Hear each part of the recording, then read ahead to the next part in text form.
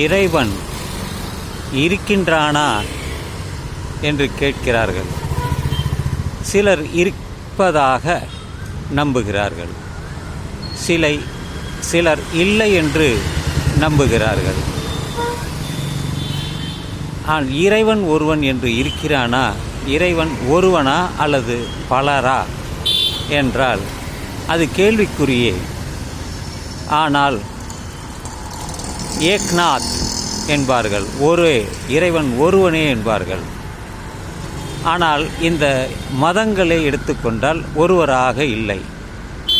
இஸ்லாத்தியத்தில் உருவமற்றவராக சொல்கிறார்கள் இஸ்லாம். இந்து மதத்தில் பல கடவுள்கள், பல இறைவன்கள். ஒவ்வொரு மதத்திலுமே அப்படி இருக்கிறது.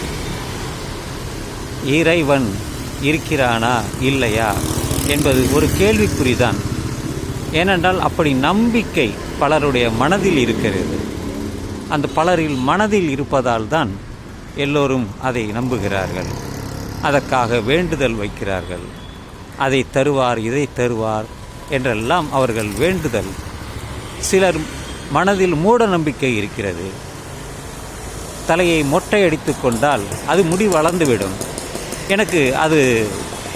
அதனால் எனக்கு நம்பிக்கை வருகிறது, இறைவனுக்கு நான் செலுத்தக்கூடிய ஒரு காணிக்கை என்கிறார்கள் முடியை. சிலர் மொட்டையடித்து கொள்வது மட்டுமல் தலையிலே தேங்காயை உடைக்கிறார்கள். ஒருவர் உடைப்பார், இன்னொருத்தர் தலையில் வரிசலாக ஒன்றொன்றாக அடித்து, அதெல்லாம் பார்க்கிறோம். அதெல்லாம் மூட நம்பிக்கைகள் தான். இதுபோல் மூட நம்பிக்கைகள் எல்லா மதத்திலுமே இருக்கிறது. இதுதான் அதுதான் என்று இல்லை, எல்லா மதத்திலுமே. அது இந்து மதத்தில் மிக மிக அதிகம். ஏனென்றால் இந்தியாவில் தானே இங்கே பல மதங்கள் இருக்கிறது. புத்த மதம் இருக்கிறது, சமண மதம் இருக்கிறது, இந்து மதம் இருக்கிறது, கிறிஸ்துவ மதம் இருக்கிறது, இஸ்லாம் மதம் இருக்கிறது. தமிழ்நாட்டிலே சில சமயங்கள் இருக்கிறது. அது என்ன, வைணவம், சைவம், ஆசீவகம் என்றெல்லாம். ஆனால் இதெல்லாம் இருக்கிறது.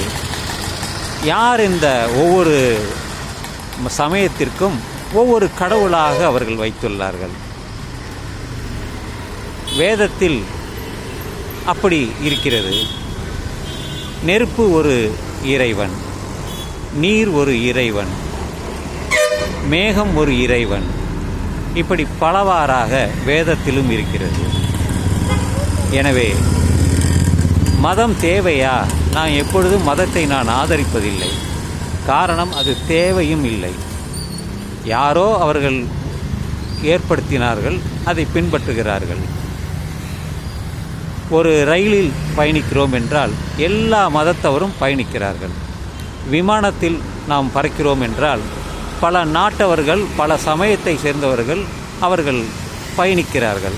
அங்கே மதமே இல்லை. நீ டிக்கெட் வாங்கினால் போகலாம்.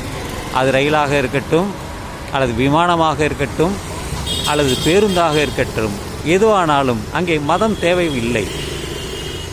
அதனால்தான் நாம் எல்லாம் அங்கே ஒன்று கூடி செல்கிறோம், ஒரு பயணத்தை செய்கிறோம். நடந்து போகிறேன், பலர் வருகிறார்கள், போகிறார்கள்.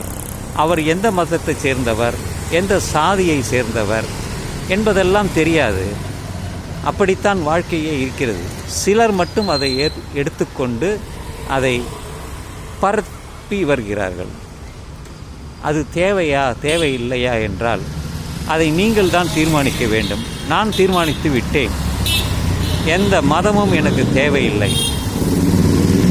நல்ல எண்ணங்கள், நல்ல செயல்பாடுகள் இருந்தாலே போதும் என்று சொல்லி இந்த பதிவை நான் நிறைவு செய்கிறேன். இது பெரியார் நகர்.